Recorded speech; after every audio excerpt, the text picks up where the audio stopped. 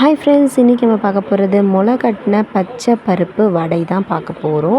ரொம்ப டேஸ்டியும் இருக்கும், ரொம்ப ஹெல்த்தியும் கூட. இது கண்டிப்பாக செஞ்சு கொடுங்க குழந்தைங்களுக்கு. ஏன்னா யூஸ்வலாக நம்ம பருப்பு வந்து வேக வச்சு சர்க்கரை போட்டு கொடுப்போம், இல்லாட்டி வந்து எண்ணெயில் தாளித்து கொடுப்போம், இல்லாட்டி சாலட் மாதிரி பண்ணி கொடுப்போம். பட் இது எதுவுமே வந்து குழந்தைங்க அந்தளவுக்கு விரும்பி சாப்பிட மாட்டாங்க.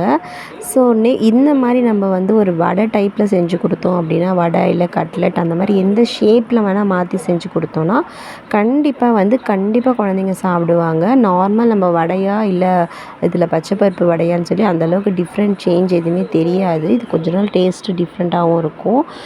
சரி வாங்க ஃபஸ்ட் எப்படின்னு பார்ப்போம்.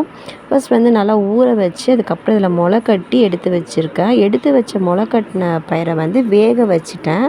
நல்லா வேக வச்சிட்டோம் அப்படின்னா இந்த மாதிரி கொஞ்சம் நமக்கு ரொம்ப குழன்னு இல்லாமல் ஓரளவுக்கு எடுத்துடலாம். எடுத்து அதை நல்லா மிக்சிலலாம் அரைக்கக்கூடாது, நம்ம கையிலேயே நல்லா பிசைஞ்சு எடுத்துக்கோங்க. இப்போ இதில் வந்து குட்டி குட்டியாக கட் பண்ண வெங்காயம், பச்சை மிளகாய், அப்புறம் கருவேப்பிலை இது எல்லாத்தையும் நல்லா குட்டி குட்டியாக ஆட் பண்ணிக்கலாம். கொஞ்சமாக சோம்பு, இது வந்து அதுக்கப்புறமா அரிசி மாவு வந்து நமக்கு வடை ஸ்டேஜ் வர அளவுக்கு அரிசி மாவு ஆட் பண்ணிக்கோங்க.